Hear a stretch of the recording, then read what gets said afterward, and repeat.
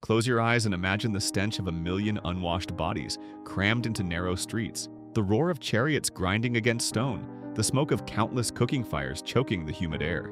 This was Rome, the first true megacity on Earth, a sprawling monster of marble and misery that somehow governed the entire known world. Every skyscraper, every subway, every crowded metropolis you love today secretly owes its blueprint to this ancient, filthy, glorious experiment in human density. 1. In 390 BC, the invading Gaulish tribe stormed straight through the gates, torching the fragile wooden city into smoldering ash and leaving nothing but blackened, stinking rubble. Yet from those humiliating ashes, the stubborn Romans rebuilt absolutely everything, slowly transforming a scattered cluster of mud hilltop villages into the largest metropolis Earth had ever seen. They essentially renovated an entire civilization out of pure wounded pride, like a homeowner rebuilding after one savage online review. By 300 AD, over 1 million restless people would cram inside these walls. 2. At the beating heart of this chaos sprawled the Roman Forum, the muddy rectangle of marble that quietly functioned as the command center of the mightiest empire humanity has produced. Politicians, priests, merchants, and desperate petitioners swarmed between towering temples and monuments, arguing over laws that would eventually shape half of the entire known world. Imagine the most important meeting hall in the world. Only everyone is screaming, sweating, and occasionally stabbing one another. In other words, just like today, except that the knives have been swapped for sharper words. This single crowded plaza dictated the fate of provinces, stretching from foggy Britain to the burning sands of Egypt. 3. Looming over that plaza stood the Curia, the austere brick Senate House where as many as 600 elected senators gathered to debate, scheme, and betray one another daily. These men controlled armies, treasuries, and entire foreign nations, yet they spent most of their energy delivering theatrical speeches designed purely to humiliate their bitter rivals. It was essentially ancient LinkedIn, loud, self-important, and absolutely nobody was there to make genuine friends. Their endless bickering inside those walls decided wars that killed hundreds of thousands across 3 separate continents. 4. Nearby flickered the Temple of Vesta, a small circular shrine guarding a sacred flame that burned continuously for well over 1,000 uninterrupted years. 6 carefully chosen priestesses, the famous Vestal Virgins, tended this fire day and night, terrified that its extinction would signal the total collapse of Rome itself. They were basically the world's first anxiety-ridden IT department. One outage and the whole system supposedly crashes forever. Romans genuinely believed that this tiny dancing flame was quietly holding their entire 1,000-year empire together. 5. This very forum witnessed the most explosive funeral in recorded history when Mark Antony lifted the blood-soaked toga of the murdered Julius Caesar before a trembling, weeping crowd of citizens. He theatrically read aloud Caesar's will, revealing that the dead dictator had generously left money and public land to every ordinary Roman citizen listening. It was the ancient equivalent of a viral, tear-jerking farewell post, engineered perfectly to trigger absolute chaos. Within hours, that grieving mob rioted, cremated Caesar on the spot, and violently hunted his assassins through the streets. 6. On the exact scorched spot where that furious crowd cremated their fallen hero, the Romans later erected the temple of the deified Julius Caesar to worship him. Caesar became the very first Roman ever officially declared a living god, forever blurring the ancient line between ambitious politician and worship celestial deity. Picture a president dying and immediately getting his own official religion, complete with priests, offerings, and holy days. This shameless political move permanently rewired how future emperors would justify their absolute, unquestionable, almost supernatural authority over millions. 7. Towering above everything on the Capitoline Hill stood the Temple of Jupiter, first dedicated back in 509 BC as Rome's oldest and grandest sacred structure. It simultaneously housed 3 powerful gods, Jupiter, Juno, and Minerva, and was the triumphant final destination for victorious generals returning from bloody conquest. This was Rome's spiritual flex, the ancient version of parking your trophy directly in the front lobby. Every general who paraded here had personally slaughtered thousands of enemies just to earn one glorious walk up those steps. 8. Emperor Hadrian gifted the city the astonishing Pantheon, a temple honoring all the gods at once, crowned by the largest unreinforced concrete dome ever constructed by human hands. Nearly 2,000 years later, engineers still cannot fully replicate this impossible dome, which was quietly converted into a Christian church in 609 AD. That conversion is honestly the only reason it survived. Religion accidentally became history's greatest preservation service. The Romans essentially built an architectural showpiece so perfect that modern builders remain both baffled and thoroughly embarrassed. 9.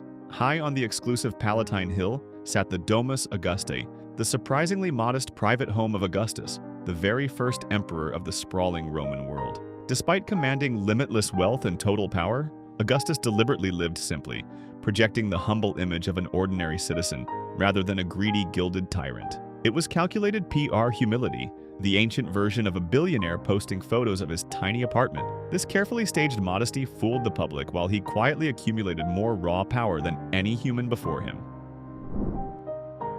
10.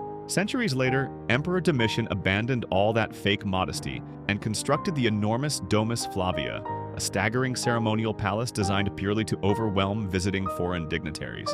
Its cavernous audience hall and glittering marble surfaces were engineered to make ambassadors feel utterly small, insignificant, and completely powerless before Rome's crushing might. Basically, it was an intimidation tactic disguised as interior decorating, flexing wealth until your guests simply surrender. Every visiting king who entered instantly understood he was negotiating with a civilization that could effortlessly erase him. 11. Hidden behind that public spectacle lay the Domus Augustana, the emperor's genuinely private residence containing secret baths, lush gardens, quarters that ordinary guests absolutely never glimpsed. Here, the most powerful man alive could finally drop his exhausting public mask and simply exist away from thousands of watching, judging eyes. It was the ultimate VIP backstage area, where the god emperor secretly became a tired, ordinary man again. This deliberate separation between public grandeur and private comfort defined how Roman emperors carefully managed their carefully manufactured image.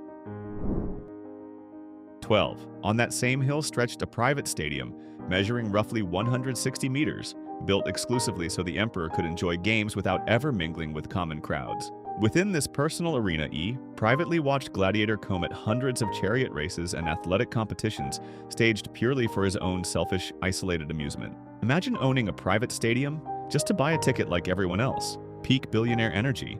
This absurd luxury perfectly captured how emperors hoarded even entertainment itself, transforming shared public joy into an exclusive privilege.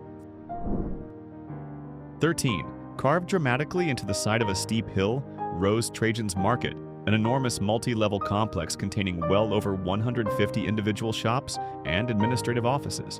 Vendors sold exotic spices, fresh fish, imported wine, olive oil, colorful fabrics, and delicate pottery hauled from every corner of the Mediterranean world. It was ancient Rome's original shopping mall, minus the food court and the questionable escalator music. This bustling commercial engine quietly managed the trade and logistics that kept over 1 million hungry citizens continuously fed. 14. Sprawling across more than 11 hectares, the Baths of Trajan could host literally thousands of sweaty, gossiping Romans relaxing together at any single moment of the day. Citizens spent long, lazy hours exercising in gymnasiums, swimming in cool pools, discussing politics, and closing business deals, all for one tiny coin. It was ancient Rome's co-working space, gym, and spa fused into one, membership somehow cheaper than coffee. Roman social life fundamentally revolved around these steaming pools, where naked strangers casually decided the future of the empire.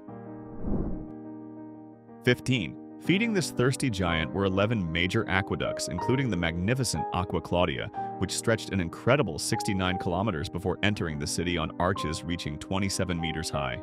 This single engineering marvel delivered roughly 190,000 cubic meters of fresh water into Rome every single depowered, entirely idly and only by gravity.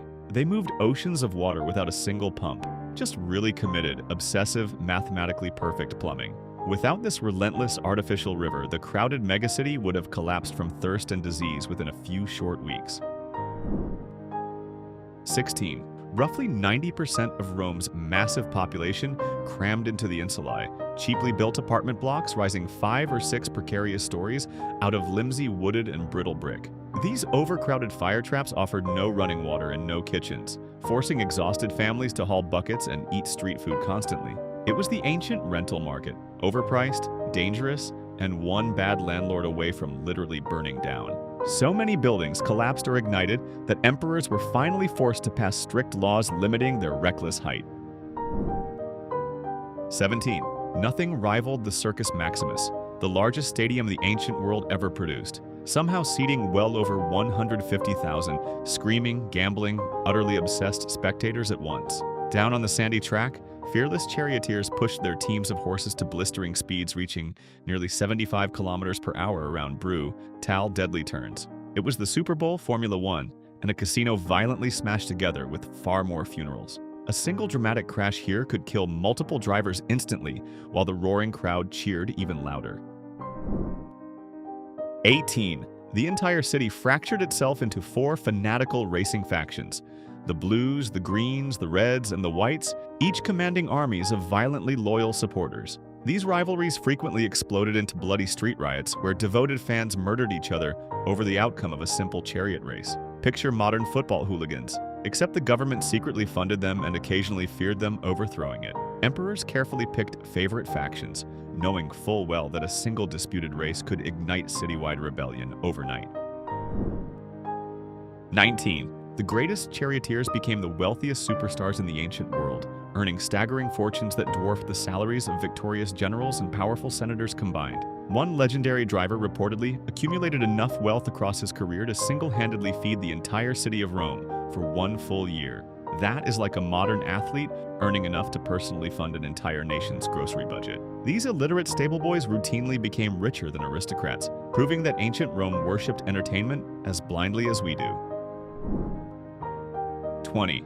Smaller but infinitely more brutal, the Colosseum seated roughly 50,000 bloodthirsty spectators who gathered specifically to watch human beings and exotic animals die for entertainment. Across nearly 300 savage years, an estimated 400,000 people and countless imported animals were slaughtered on that blood-soaked sand for cheering crowds. It was Netflix if every single episode ended with an actual, real, on-screen human death. The Romans casually industrialized murder into a beloved public spectacle, treating mass killing as a perfectly ordinary weekend family entertainment. 21. Beneath that killing floor hid a sprawling 2-story labyrinth called the Hippogrium, secretly packed with 28 mechanical elevators operated by a straining team of hidden slaves. Through cleverly concealed trapdoors, these elevators suddenly hoisted roaring lions, terrified gladiators, and elaborate scenery directly into the arena to shock the unsuspecting audience. It was ancient stage magic, a Broadway production where the surprise guest star gets devoured. This hidden machinery transformed simple butchery into breathtaking theater, proving Romans obsessed over production value centuries before modern cinema existed. 22. Just outside the city walls loomed the Castra Praetoria, the fortified barracks built in 23 AD to house the emperor's elite personal bodyguards, the feared Praetorian Guard. Paid 3 times more than ordinary soldiers, these men were meant to protect the emperor, yet they became the single most dangerous force in all of Rome. They were basically the world's deadliest security detail, who occasionally decided to murder the client themselves. Over the centuries, this guard assassinated at least 13 separate emperors, casually selling the throne to whoever bribed them best.